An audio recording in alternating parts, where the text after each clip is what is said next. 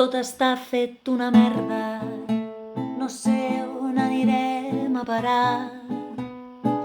No hi ha cases on viure, només turismes rurals.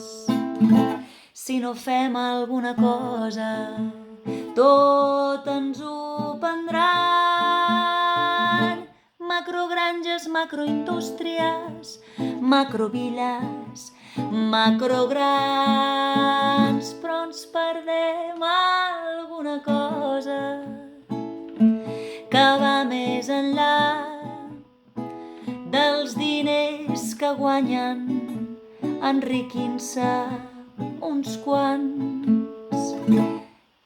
Què pensem fotre per viure i anar endavant?